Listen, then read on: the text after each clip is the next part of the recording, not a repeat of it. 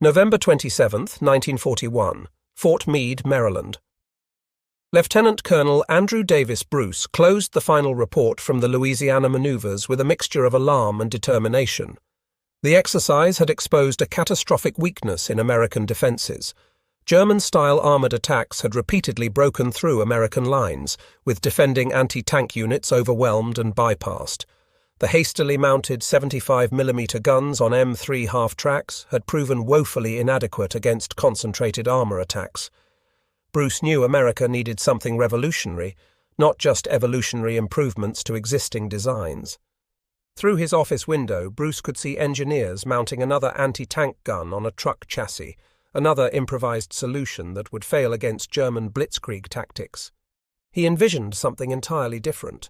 A purpose-built tank destroyer that could outmaneuver enemy armor rather than simply trying to outgun it.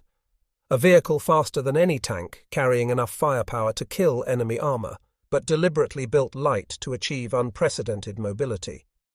His specifications seemed impossible to traditional military thinking: maximum speed over maximum armor, offensive mobility over defensive protection, hunt and kill rather than stand and fight. Finding someone to design such a radical vehicle would prove the greatest challenge. The Army Ordnance Department had always designed its own vehicles, following established military conventions that prioritized armor protection above all else. 7 months later, an unlikely candidate would emerge from Detroit's automotive industry.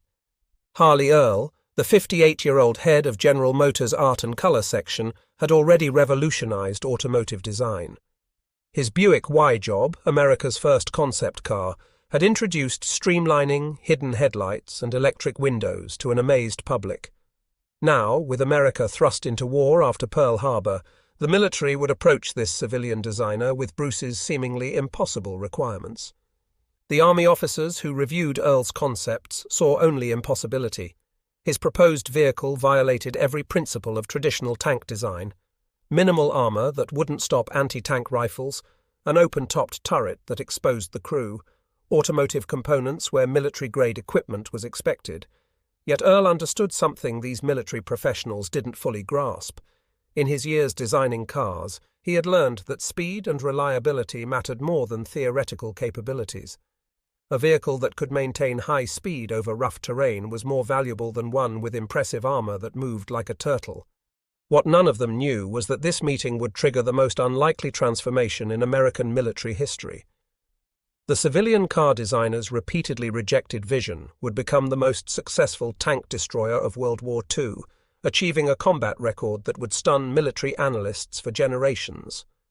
The M18 Hellcat would claim 526 enemy vehicles destroyed, while losing only 217, a kill-to-loss ratio exceeding every other American armored vehicle. The crisis demanding such innovation had roots in the fall of France in May 1940. German Panzer divisions had demonstrated a terrifying new form of warfare, concentrating armor to punch through enemy lines in lightning attacks that paralyzed defensive response. The French army, with more tanks than Germany and many of superior quality, had been destroyed in 6 weeks. The British Expeditionary Force had barely escaped at Dunkirk, abandoning all their heavy equipment. American military observers studying these battles reached alarming conclusions.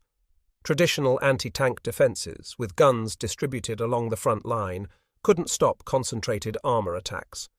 The Germans would mass their tanks at a chosen point, achieve local superiority, break through, then rampage in the enemy's rear areas.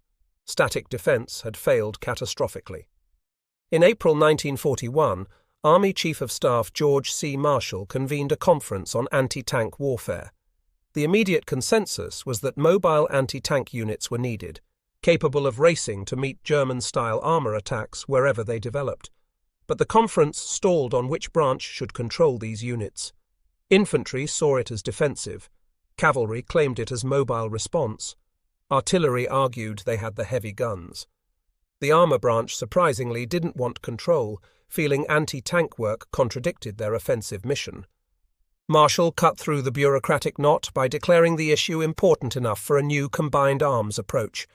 He appointed Lieutenant Colonel Andrew Davis Bruce to head an anti-tank planning board and Brigadier General Leslie J. McNair to organize anti-tank forces. Bruce, a respected planner from the War Department's Operations Division, brought revolutionary thinking to the role. Bruce's vision contradicted conventional military wisdom entirely. He believed a tank destroyer should be faster than enemy tanks, not more heavily armored. It should mount a powerful gun, but use minimal armor to achieve maximum speed. This would require deliberately making crews vulnerable to achieve tactical superiority.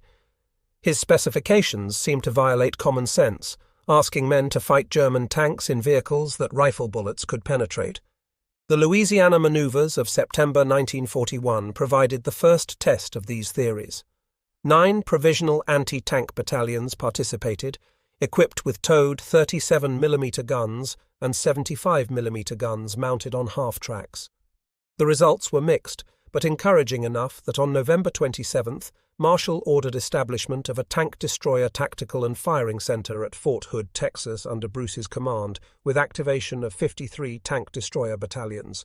December 7th, 1941, Pearl Harbor thrust America into war, making theoretical discussions about tank destroyers urgently practical. 4 days later, Germany declared war on the United States.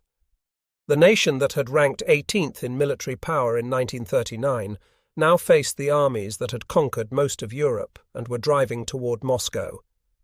The Ordnance Department immediately issued requirements for a fast tank destroyer using Christie suspension, a Wright Continental R-975 radial aircraft engine, and a 37mm gun. This became the T-42 gun motor carriage, but the 37mm gun was pathetically inadequate against modern armor, barely able to penetrate early war German tanks at point-blank range. By April 1942, reality forced change. The Army demanded a 57mm gun, creating the T-49 gun motor carriage. 2 pilot models were ordered on April 18th. But even as these were being built, reports from North Africa showed the 57mm gun struggling against German armor. The tank destroyer force concluded that the 75mm gun from Sherman tanks would be necessary. The second T-49 pilot was converted to mount the 75mm gun in an open-topped turret, becoming the T-67 gun motor carriage, delivered in November 1942. Testing revealed it still lacked power. The Germans were fielding thicker armor with each passing month. The new 76mm gun being developed for upgraded Sherman tanks offered better penetration with similar weight. Meanwhile, Harley Earl's design studio at Buick had been brought into the project. General Motors had received the contract not through the usual military channels, but because of their innovative approach to design problems. Earl's team had created revolutionary automobiles by challenging every assumption about what cars should be. Now they would apply that same thinking to military vehicles. Earl's automotive background brought crucial insights the military had missed. He understood that mechanical reliability mattered more than theoretical performance. His team had spent years making cars that performed consistently in real-world conditions, not just on test tracks. They knew that ease of maintenance could determine whether a vehicle remained operational. These weren't lessons taught at military academies, but learned through decades of building cars Americans could depend on. General George S. Patton, commanding the 2nd Armored Division and America's most prominent armor advocate, openly opposed the entire tank destroyer concept. In a letter to the War Department, he argued that specialized tank destroyers were unnecessary complexity, that tanks should fight tanks, and that dedicating resources to tank destroyers weakened the armored force. His influence nearly terminated the program multiple times. Other senior officers shared his skepticism, viewing tank destroyers as admission that American tanks couldn't match German armor. But Bruce persisted, backed by McNair and ultimately Marshall himself. In January 1943, the Ordnance Department directed that 6 pilot models of the 76mm gun motor carriage T-70 be built. These would incorporate torsion bar suspension instead of Christie suspension, more powerful engines, new turrets, and numerous detail improvements based on testing experience. Earl's team incorporated innovations that seemed impossible to military engineers. The torsion bar suspension, which Buick engineers had perfected, provided a remarkably stable ride even at speeds exceeding 40 miles per hour on rough terrain. This wasn't just about crew comfort. It was about maintaining gun accuracy while moving at speeds that would shake conventional tanks apart. The Wright R975 radial aircraft engine, producing 450 horsepower, was matched with a revolutionary automatic transmission that Buick had developed specifically for the vehicle. The Torquematic transmission eliminated the complex gear shifting that challenged many tank drivers, allowing the driver to concentrate on maneuvering rather than wrestling with gears. This automotive-style simplification horrified traditionalists, but would prove crucial in combat. Weight reduction became an obsession. Every component was evaluated for possible weight savings. Armor plate was kept to just 13 mm on the hull front, 7 mm on the sides. The open-topped turret saved hundreds of pounds while actually improving crew visibility. The tracks were narrower than standard tank tracks. Even the tools and equipment were minimized. The result was a vehicle weighing less than 20 tons compared to 30 tons for a Sherman tank. April 1943. General Motors Proving Ground, Milford, Michigan. The first T-70 prototype faced its crucial test. Military evaluators arrived skeptical, having seen too many wonder weapons fail to meet promises. Colonel Robert W. Grow from the Armored Force Board particularly doubted that such a light vehicle could survive combat. The demonstration began with acceleration tests.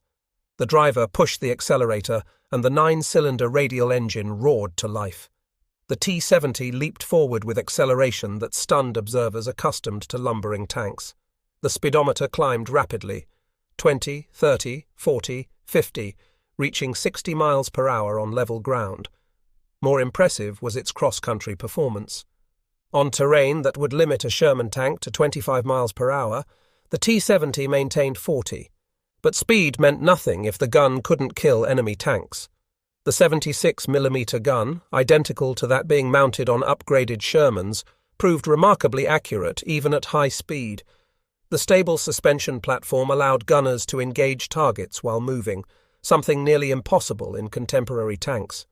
The hydraulically powered turret could traverse faster than any German tank turret, allowing rapid target engagement. Still, institutional resistance persisted. In July 1943, the Army Ground Forces directed the Armoured Board to evaluate the T-70 as a potential light tank.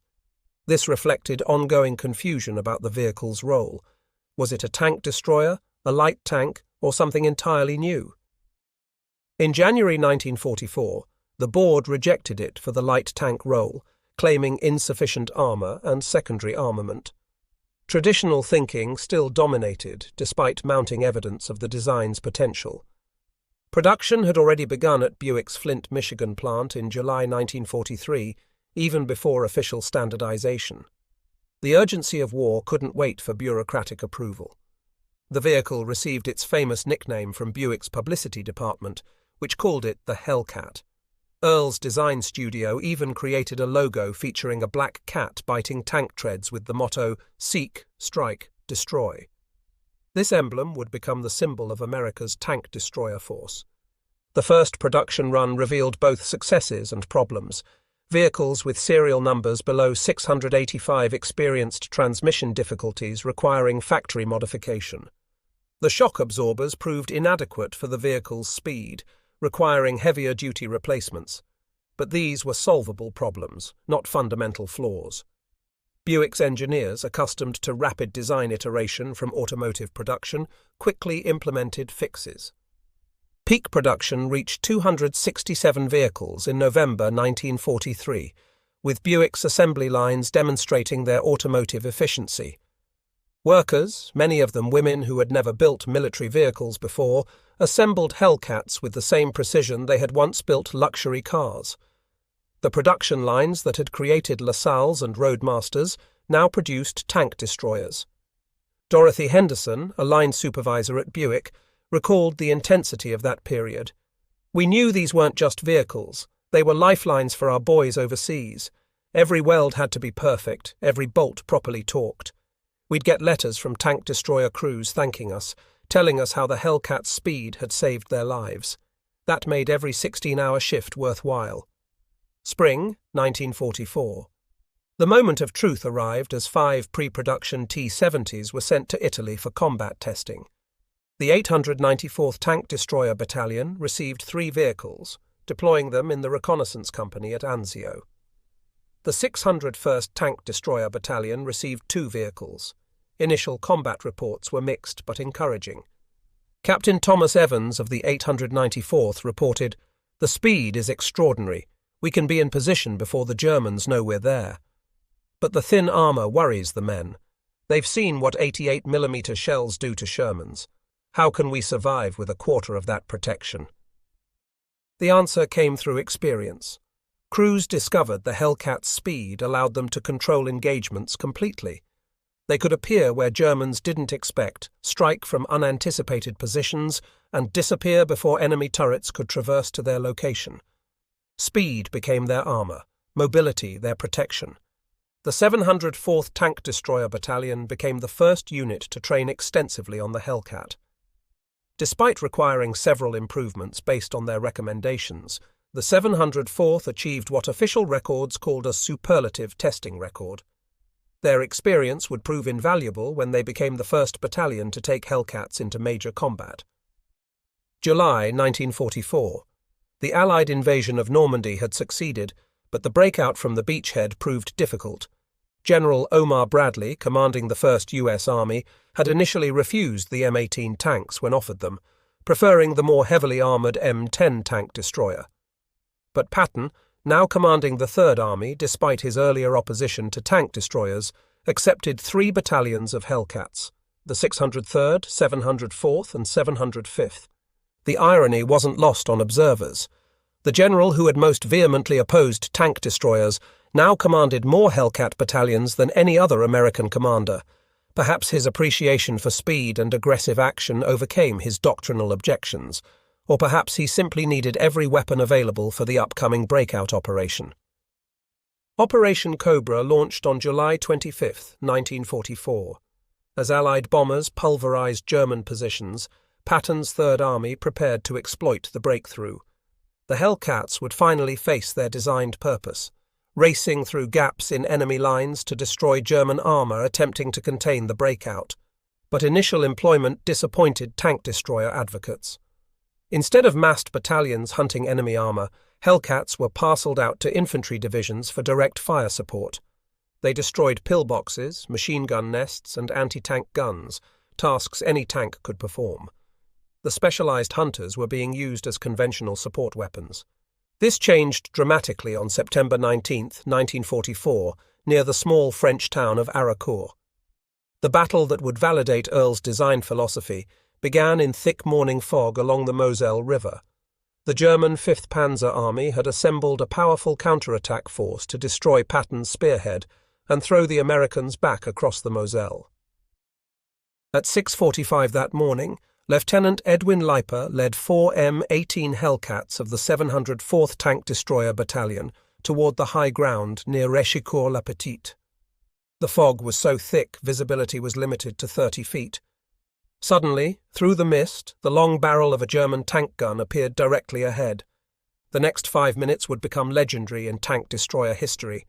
Sergeant Stacy, commanding the lead Hellcat, fired first, destroying a Panther tank with his initial shot. More German tanks materialized from the fog. Stacy destroyed a second Panther before a German shell damaged his vehicle, forcing withdrawal. Lieutenant Leiper deployed his remaining Hellcats using their speed advantage. While German tanks lumbered forward in column formation, the Hellcats raced to flanking positions. In 5 minutes, 5 German tanks of the 113th Panzer Brigade were burning, with only 1 Hellcat lost. But the battle was just beginning. More German armour appeared as the fog lifted slightly. Sergeant Henry R. Hartmann, commanding another Hellcat, demonstrated what Earl's design made possible. Using the vehicle's 60-mile-per-hour speed, Hartmann repositioned constantly, appearing at unexpected angles to engage German tanks from the flanks and rear where their armour was thinnest. In an extraordinary display of tactical mobility, Hartmann's Hellcat destroyed 6 Panther tanks. These weren't obsolete early war vehicles, but Germany's most formidable medium tanks, with frontal armour that could defeat most American tank guns. But Hartmann never engaged frontally. Speed allowed him to always attack from advantageous angles. The platoon continued fighting as more German tanks arrived. Captain William Dwight, observing the battle, radioed headquarters. The Hellcats are running circles around the Panthers. They appear, fire, and vanish before German turrets can track them. It's like watching cavalry charges, but with 76mm guns. By the time the initial engagement ended, Leiper's 4 Hellcats had destroyed 15 German tanks while losing 3 of their own. The mathematics seemed impossible, but speed had multiplied American combat power exponentially.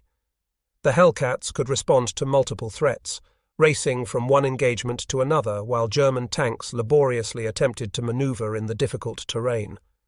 The Battle of Arracourt continued for 11 days as the German 5th Panzer Army threw in more reserves. The 111th and 113th Panzer Brigades, equipped with factory-fresh Panthers, expected to brush aside the American screen and recapture the vital crossroads. They hadn't anticipated facing an enemy that refused to fight conventionally. Major Charles Carpenter, flying artillery observation missions in his Piper Cub, reported, "The Hellcats aren't fighting like tanks. They're using mobility like nothing I've seen. They appear from nowhere, knock out a couple panzers, then disappear before the Germans can react. The Germans keep looking for them where they were, not where they've gone." On September 22nd, German forces launched a coordinated attack with over 40 tanks. The 704th Tank Destroyer Battalion, with just 12 Hellcats operational, faced odds that should have been overwhelming, but speed allowed concentration of force. While German tanks advanced in spread formations, the Hellcats could race to threatened points, engage, then redeploy to meet the next threat. Technical Sergeant Robert Harris described the frantic action. "We'd engage a group of Panthers on one side of town, destroy 2 or 3, then our lieutenant would spot another German column approaching from a different direction. We'd race there at 50 miles per hour, bouncing over rough ground, arrive before the Germans expected any opposition, and knock out their lead vehicles. Then we'd be racing to the next threat." By the battle's end, the 704th Tank Destroyer Battalion had knocked out 39 German tanks for the loss of 4 M18s destroyed and 3 damaged. The battalion's after-action report noted that speed had been the decisive factor, allowing 12 Hellcats to defeat a force 3 times their number by achieving local superiority through rapid redeployment. The success at Arracourt spread through the army like wildfire. The vehicle that generals had rejected, that Patton himself had dismissed, had achieved the highest kill ratio of any American armored unit. More importantly, it had validated Bruce's revolutionary doctrine that mobility could overcome armor, that speed provided better protection than steel plate. But success came with costs the statistics didn't capture. Private First Class James Morrison of the 704th described the reality of fighting with minimal armor. "Every time we went out, we knew a single hit would probably kill us all. The Hellcat could dish it out but couldn't take it. We survived through speed and teamwork. If we stayed still for more than 30 seconds, we were dead." The open-topped turret, initially criticized as dangerous exposure, proved advantageous in combat. Tank destroyer crews had superior situational awareness compared to German tanks with enclosed turrets. They could spot threats and opportunities that enemy crews, peering through narrow vision slits, missed entirely. Staff Sergeant William Cooper explained, "In a Sherman, you're fighting blind, looking through periscopes. In the Hellcat, you could stick your head up and see everything.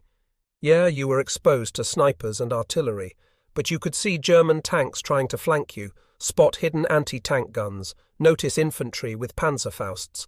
That visibility saved us more often than armor would have." October 1944. As the Third Army pushed toward the German border, Hellcat battalions continued proving their worth. The 603rd Tank Destroyer Battalion, supporting the 6th Armoured Division, developed new tactics exploiting their vehicles' speed. They would race ahead of advancing columns, establish ambush positions, destroy German rear guards, then leap forward to the next position. The Germans struggled to counter these tactics. Panther and Tiger tanks, designed for deliberate, methodical combat, couldn't match the Hellcats' mobility. German tank commanders, trained in conventional armoured warfare, found themselves fighting an enemy that refused to follow established rules. Captured German tank commander Hauptmann Fritz Weber told interrogators, The American tank destroyers were impossible to pin down. We would spot them, begin engaging, and they would disappear. Minutes later, they would be firing into our flanks from a completely different direction. We couldn't match their speed. By the time our heavy tanks turned to face them, they were gone. December 16, 1944. Hitler launched his last major offensive in the West, sending powerful panzer forces through the Ardennes forest in what became known as the Battle of the Bulge. The surprise attack caught American forces completely off guard, with German spearheads penetrating deep into Allied lines. The Hellcat's speed proved crucial in the desperate defense. While heavy tanks struggled on icy roads, Hellcats raced to plug gaps in American lines. The 705th Tank Destroyer Battalion, attached to the 101st Airborne Division, found itself trapped in Bastogne as German forces surrounded the vital crossroads town. December 19th. Team Desaubry, a battalion-sized task force from the 10th Armoured Division, defended the village of Noville north of Bastogne with just 4 Hellcats from the 705th. They faced elements of the 2nd Panzer Division, one of Germany's elite armoured formations. Sergeant John Palmer, commanding one of the Hellcats, described the desperate fight. The Germans came at us with at least 30 tanks. We used our speed to race between buildings, fire a couple rounds, then relocate before their return fire arrived. We must have changed positions 20 times that day. The Germans thought they were facing a full company of tank destroyers. The 4 Hellcats, supporting paratroopers with bazookas, knocked out 17 German tanks while losing 2 of their own. More importantly, they delayed the German advance long enough for American forces to strengthen Bastogne's defences. Christmas Day brought the climactic battle. The 15th Panzer Division launched a massive attack to capture Bastogne before Patton's relief force could arrive. 15 Panzer Mark IV tanks with infantry riding on them penetrated the 327th Glider Infantry's positions. The 705th Tank Destroyer Battalion's Hellcats responded. In savage, close-range fighting, the Hellcats used their speed to deadly effect. Racing through Bastogne's streets, they would appear suddenly, destroy a German tank, then vanish before supporting German armour could respond. The thin-skinned Hellcats survived through mobility and audacity, where heavily armoured vehicles would have been surrounded and destroyed. By day's end, the Hellcats had knocked out 27 German tanks while losing 6 of their own. The German attack had been shattered, Bastogne held, and Patton's relief force was approaching. The Hellcats had proven that even in defensive battles, speed and mobility could overcome numerical superiority. The Battle of the Bulge convinced Army leadership to re-equip towed tank destroyer battalions with self-propelled vehicles. Many received M18 Hellcats, though the newer M36 with its 90mm gun was preferred when available. By March 1945, 540 Hellcats were serving in the European theatre, the highest number of the war. But even as the Hellcat proved itself in combat, production was ending. Only 2,507 were built before production ceased in October 1944, far short of the 8,986 originally planned. The Army's preference was shifting back toward heavier vehicles with thicker armour, despite the Hellcat's superior combat record. The irony was bitter for those who had fought for the vehicle's development. Just as combat was proving Earl's design philosophy correct, institutional preference for conventional solutions was terminating the program.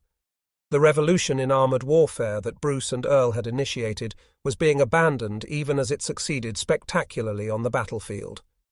Lieutenant Colonel Andrew Bruce, promoted and no longer directly involved with tank destroyer forces, wrote in a private letter, "We proved that speed and mobility could overcome armour, that American automotive expertise could create revolutionary military capabilities. Yet the institution prefers traditional solutions, heavy tanks that look impressive, but lack the tactical flexibility the Hellcat demonstrated. We're abandoning success for conventionality." The 805th Tank Destroyer Battalion provided another validation of the Hellcat's effectiveness. Originally equipped with towed guns, they converted to M18 in summer 1944, becoming the only battalion in Italy fully equipped with Hellcats. Operating in Italy's mountainous terrain, where heavy vehicles struggled, the Hellcat's mobility proved decisive. Captain Robert Anderson of the 805th reported, "In the mountains, speed meant survival. We could race up mountain roads where tigers and panthers couldn't follow, appear on their flanks or rear, destroy them, and be gone before they could react. The thin armor that worried us initially became irrelevant because we never gave them a clear shot." The Italian campaign demonstrated another Hellcat advantage: strategic mobility. The light vehicle could cross bridges that wouldn't support heavier tanks, traverse mountain passes impassable to panthers, and be transported on landing craft that couldn't carry tigers. This operational flexibility multiplied the Hellcat's combat effectiveness beyond mere tactical considerations. In the Pacific Theater, the 637th Tank Destroyer Battalion used Hellcats during the liberation of the Philippines. Though Japanese armor was limited and inferior to German tanks, the Hellcats proved valuable in bunker-busting and infantry support roles. The vehicle's speed allowed rapid response to Japanese infiltration attempts and quick redeployment between threatened sectors. The 637th earned a Presidential Unit citation for their actions at Fort McKinley, where Hellcats systematically destroyed Japanese fortified positions. The open-topped turret, a liability in Europe's winter, proved advantageous in the Pacific's heat. Crews could operate effectively in temperatures that would have been unbearable in enclosed vehicles. Technical Sergeant David Kim of the 637th noted, "The Hellcat wasn't designed for what we were doing, but its speed made it perfect for the fluid fighting in the Philippines. Japanese forces would attack one position, and we'd race there to support the infantry. Then another attack would develop somewhere else, and we'd be there in minutes. Heavy tanks couldn't have maintained that operational tempo." As the war in Europe entered its final months, Hellcat crews continued demonstrating their vehicles' capabilities. During the race across Germany in April 1945, Hellcats often led American advances, using their speed to penetrate deep into German territory before defenders could organize resistance. The 603rd Tank Destroyer Battalion set records for rapid advance, covering over 100 miles in a single day. Their Hellcats would race ahead, destroy any opposition, then continue advancing while slower units mopped up. This operational tempo demoralized German forces and prevented organized defense. But the Hellcat's greatest legacy wasn't measured in combat statistics alone. The vehicle had revolutionized American thinking about armored warfare. The emphasis on mobility over protection, automotive reliability over pure firepower, and tactical flexibility over conventional doctrine would influence American military vehicle design for generations. The production story itself deserves recognition. Buick's Flint factory had transformed from building luxury automobiles to producing sophisticated tank destroyers in mere months. The workers, many of them women who had never worked in manufacturing before, achieved quality levels that exceeded pre-war military production. Mary Thompson, a welder at Buick during the war, recalled, "We knew every weld could mean life or death for some young man. We'd get letters from crews thanking us for the quality of our work, telling us how the Hellcat had saved their lives. Some sent pictures of their vehicles after battles, showing damage that would have killed them in any other tank destroyer. But the Hellcat's speed had gotten them out alive." The economic efficiency of the program was remarkable. Despite its sophisticated design and revolutionary capabilities, the M18 cost $55,230 in 1944, significantly less than the $64,000 Sherman tank. Earl's automotive expertise had created not just a superior weapon, but a more affordable one. The automatic transmission and automotive-style controls meant drivers familiar with trucks could quickly master the Hellcat. Training time was reduced from weeks to days. Maintenance procedures followed automotive patterns familiar to any mechanic, allowing field repairs that would have required depot-level maintenance on traditional military vehicles. Harley Earl's design innovations extended beyond mechanical systems. The vehicle's appearance, sleek and purposeful compared to the boxy profiles of conventional tanks, boosted crew morale. The Hellcat looked fast, even when stationary. The psychological impact on both crews and enemies shouldn't be underestimated. German tank commander Major Wolfgang Schmidt, captured in March 1945, told interrogators, "The Hellcats were psychologically devastating. You never knew where they would appear. That speed, that ability to be anywhere, it destroyed our confidence. We had the superior tanks, the thicker armor, the bigger guns, but we couldn't hit what we couldn't catch. The missed opportunity of the Hellcat program's early termination remains a historical what-if. Had the originally planned 8,986 vehicles been produced, how might the war's final year have differed? Would the mobility-focused doctrine have prevented some of the grinding urban battles that characterized 1945? These questions can never be answered, but the implications are significant. The Army chose conventional solutions over proven innovation, heavy tanks over tactical mobility. This conservatism would influence American armored vehicle development through the early Cold War, with mobility only returning to prominence with the gas turbine-powered M1 Abrams decades later. The human cost of this decision is impossible to calculate. How many American tankers died in slower, more vulnerable vehicles because production shifted away from the proven Hellcat? How many battles lasted longer, cost more lives, because American forces lacked the tactical mobility the Hellcat provided? Veterans of Hellcat units remained lifelong advocates for their vehicle. At reunions, they would argue passionately that the M18 was the best tank destroyer of the war, superior even to the heavier M36 with its more powerful gun. Speed, they insisted, had been their salvation.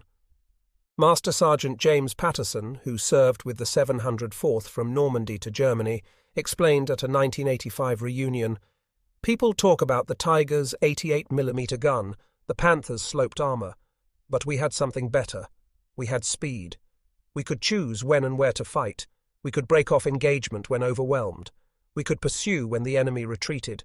That mobility saved more lives than any amount of armor." The international influence of the Hellcat's design philosophy proved significant. Post-war, many nations studied the M18's success and incorporated its lessons into their own vehicle development. The French AMX-13, the German Kanonenjagdpanzer, and even the Soviet ASU-85 reflected the Hellcat's influence. Lightweight, fast tank destroyers prioritizing mobility over protection. Yugoslavia received 260 Hellcats after the war and kept them operational into the 1990s. During the Yugoslav wars, these 50-year-old vehicles still proved effective, their speed and firepower relevant even against more modern opponents. One Hellcat was incorporated into an armoured train, the Krajina Express, combining 19th-century railway warfare with 20th-century firepower. The Republic of China, Taiwan, received 214 Hellcats, maintaining them until the chassis wore out. They then mounted the turrets on M42 Duster hulls, creating hybrid vehicles that served into the 1980s. This improvisation demonstrated the Hellcat turret's enduring value even when the automotive components were exhausted. Venezuela operated Hellcats from 1954 through the 1990s, refurbishing them in 1983 and 1984. At least one was modernized by a Yugoslavian firm with modern fire control and night vision equipment, demonstrating the basic design's adaptability to modern technology. But perhaps the most profound impact was on American military procurement philosophy. The Hellcat demonstrated that civilian expertise could revolutionize military capabilities. The success of a car designer in creating America's most effective tank destroyer opened doors for future civilian-military collaboration that continues today. Harley Earl returned to General Motors after the war, never receiving full recognition for his contribution to victory. He continued revolutionizing automotive design, introducing tail fins, wraparound windshields, and the Corvette. But veterans knew what he had achieved. At the 1975 dedication of the Hellcat Memorial at Fort Hood, hundreds of former tank destroyer crewmen attended. Richard Earl, Harley's son, spoke at the ceremony. "My father believed American engineering could overcome any challenge. He saw the tank destroyer not as a military vehicle, but as an engineering problem requiring innovative solutions. Speed over armor, mobility over protection, these weren't military decisions but design choices based on physics and probability. The success proved civilian thinking could contribute to military victory." Modern military analysts studying asymmetric warfare often reference the Hellcat as successful unconventional thinking. In an era where technological superiority doesn't guarantee victory, The Hellcat's triumph of tactics and mobility over pure specifications offers relevant lessons. Speed, flexibility, and individual initiative proved more valuable than overwhelming firepower. Colonel Michael Harrison, teaching at the Army War College in 2010, used Arracourt as a case study. The Hellcat demonstrated that revolutionary capability doesn't always come from adding more. Sometimes it comes from taking away, from challenging assumptions, from approaching problems differently. Earl subtracted armor to add speed. That trade-off, which seemed insane to traditional thinking, proved brilliant in practice. The preservation efforts for surviving Hellcats reflect their historical significance. Only about a dozen operational examples survive worldwide, jealously guarded by museums and collectors. The Patton Museum at Fort Knox maintains a fully operational Hellcat, demonstrated annually to amazed crowds who can't believe a 70-ton vehicle could move so fast. In 2019, a restored Hellcat sold at auction for $875,000, testament to its enduring appeal. The buyer, a software entrepreneur and World War II enthusiast, explained, "The Hellcat represents American innovation at its finest. A car designer solved a problem that military professionals couldn't. That's the American spirit, finding solutions in unexpected places." The technical legacy extends beyond military applications. The torsion bar suspension Earl perfected became standard in civilian trucks and SUVs. The automatic transmission technology advanced for the Hellcat influenced post-war automotive development. Even the modular design philosophy, allowing quick component replacement, influenced modern manufacturing. Educational institutions regularly cite the Hellcat as a case study. Business schools examine how Earl's team persevered through multiple rejections. Engineering programs analyze how automotive principles revolutionized military vehicle design. Psychology courses study how speed provided better crew survivability than armor, counterintuitive but statistically proven. The story reaches beyond machinery to fundamental questions about innovation, expertise, and institutional resistance. The Army's initial rejection of Earl's design reflected natural conservatism in matters of life and death. Military professionals had valid concerns about sending soldiers into combat with minimal armor.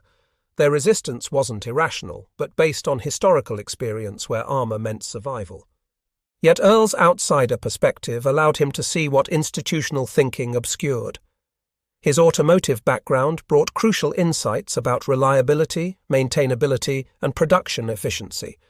He understood that theoretical capabilities meant nothing if vehicles broke down, that ease of repair mattered more than impressive specifications, that crew fatigue from difficult operations reduced combat effectiveness more than slightly thinner armor. The production story illustrates American industrial adaptability.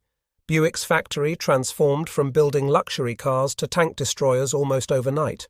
Workers adapted automotive assembly techniques to military production. Quality control methods developed for civilian vehicles ensured military reliability. The same precision that had made Buick a luxury brand now produced weapons of war. Women comprised much of Buick's wartime workforce, bringing their own expertise to military production. Their attention to detail, developed in traditional considered women's work, translated directly to welding, assembly, and quality control. Every Hellcat that survived German fire vindicated their craftsmanship. The psychological dimension deserves emphasis. The Hellcat gave crews agency in an environment where death often came randomly. In conventional tanks, survival depended on armor thickness, hoping enemy shells wouldn't penetrate. In the Hellcat, survival depended on speed and tactics, factors crews could control. This psychological difference significantly impacted morale and effectiveness. Veterans consistently described feeling more confident in thinly armored Hellcats than heavily armored alternatives because they controlled their fate. They could choose engagement ranges, attack angles, and withdrawal routes. This tactical flexibility translated into lower casualty rates despite minimal protection. The combat record speaks definitively. 526 enemy vehicles destroyed, 217 Hellcats lost, a 2.4-to-1 kill ratio exceeding every other American armored vehicle. These aren't just statistics, but validation of revolutionary design philosophy. Each destroyed enemy tank represented validation of Earl's vision. Each surviving Hellcat crew testified to speed's superiority over armor. Each successful engagement proved mobility could overcome firepower. The mathematics were irrefutable, yet institutional preference for conventional solutions persisted. The international adoption of Hellcat principles validates the design's universal applicability. Nations with different military doctrines, fighting in varied terrains against diverse opponents, all found value in the speed over armor philosophy. This widespread adoption demonstrates the design's fundamental soundness rather than situational advantage. Modern conflicts continue proving the Hellcat's lessons. In Iraq and Afghanistan, mobility and flexibility proved more valuable than heavy armor against asymmetric threats. The ability to respond quickly, redeploy rapidly, and maintain operational tempo matters more than absolute protection. These lessons, learned in 1944, remain relevant today. The Hellcat's influence on American military culture extends beyond vehicles. It demonstrated that innovation could come from unexpected sources, that civilian expertise had military applications, that challenging orthodoxy could produce revolutionary capabilities. These lessons influenced how America approaches military challenges, encouraging consideration of unconventional solutions. Today's military regularly consults civilian experts, contracts with commercial companies for innovation, and encourages thinking outside traditional boundaries. This openness to external input, validated by the Hellcat's success, provides America with advantages beyond any specific technology. The story comes full circle with modern tank destroyer development. Contemporary vehicles like the M1128 mobile gun system embody Earl's philosophy. Wheeled vehicles with powerful guns but minimal armor, relying on speed and tactical flexibility. The revolution he started continues, validated by decades of combat experience. In the final analysis, the M18 Hellcat represents more than just a successful weapons system. It demonstrates how revolutionary capability can emerge from unexpected sources when nations face existential challenges. It proves that breaking conventional thinking can produce extraordinary results. It shows that sometimes the best solution comes not from doing more of the same, but from approaching problems completely differently. Harley Earl didn't just design a tank destroyer. He proved that American innovation could come from anywhere, that civilian expertise had military value, that challenging assumptions could save lives. The farm boys who crewed Hellcats, the women who built them, the car designer who conceived them, together they created something extraordinary. The mathematics tell only part of the story. Behind each statistic were young men whose lives depended on Earl's design decisions. The speed that seemed reckless to military planners proved life-saving in combat. The automotive reliability that seemed mundane compared to armor thickness meant vehicles operational when needed most. The open turret that seemed dangerously exposed provided visibility that prevented ambush. Every design choice involved trade-offs.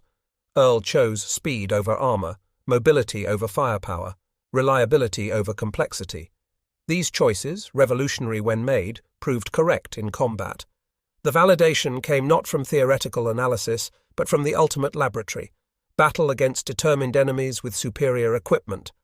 The German tanks the Hellcat faced were technologically superior by conventional metrics. Panthers and Tigers had thicker armor, bigger guns, more sophisticated optics. In static comparison, they dominated every category except one, speed. That single advantage, properly exploited, proved decisive. This lesson resonates beyond military applications. In business, technology, and life, the ability to move quickly, adapt rapidly, and maintain flexibility often matters more than absolute superiority in traditional metrics. The Hellcat demonstrated that revolutionary success comes not from exceeding competitors in their strengths, but from changing the competition itself. The human dimension remains most important.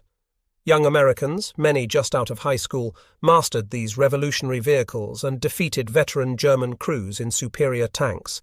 Their courage, adaptability, and innovation at the tactical level validated Earl's strategic design decisions. The machine was revolutionary, but the men who crewed it made it legendary. Their testimonies, preserved in archives and memories, consistently emphasize the Hellcat's empowerment. Unlike other vehicles where they felt like passengers hoping for survival, the Hellcat made them active participants in their fate. This psychological difference translated into tactical aggression, creative employment, and ultimately, victory. The tragedy is how quickly these lessons were forgotten.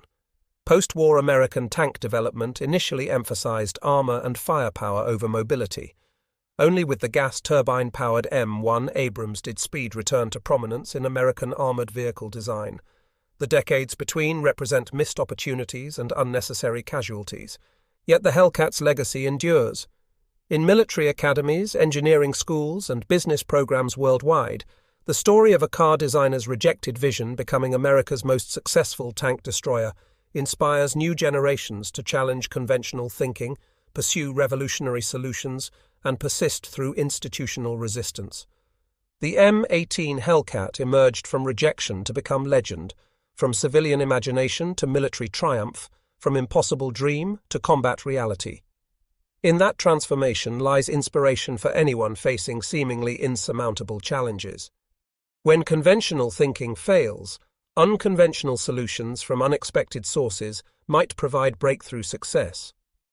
Harley Earl passed away in 1969, his contribution to victory never fully recognized publicly.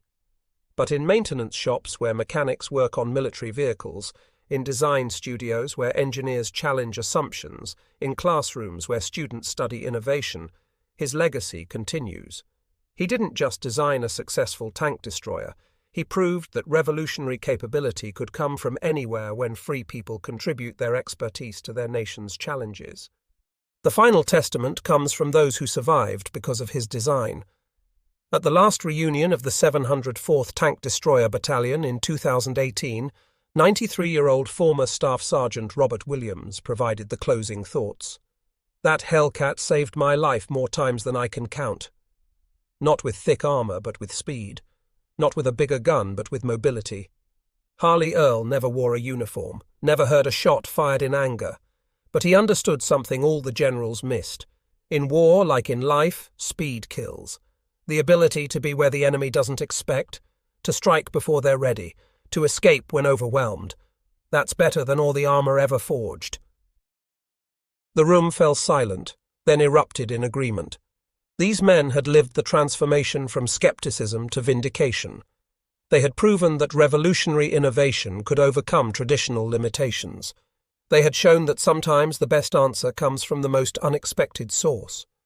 The mathematics of victory were written not in armor thickness, but in revolutionary mobility. 526 enemy vehicles destroyed, 217 Hellcats lost. Behind each number was vindication of a design philosophy that seemed impossible when first proposed. The civilian car designer who was repeatedly rejected had created not just America's most feared tank killer, but a new paradigm for armored warfare that influences military thinking to this day. The story that began with a trembling pencil on a drawing board at Fort Meade ended with the most successful tank destroyer in American history. Between those points lay a journey of persistence, innovation, and ultimate vindication that continues to inspire those who refuse to accept that something is impossible simply because it has never been done before. In that inspiration lies Harley Earl's greatest victory, proving that when free people are given the chance to contribute their expertise to their nation's defense, revolutionary capability can emerge from the most unexpected sources.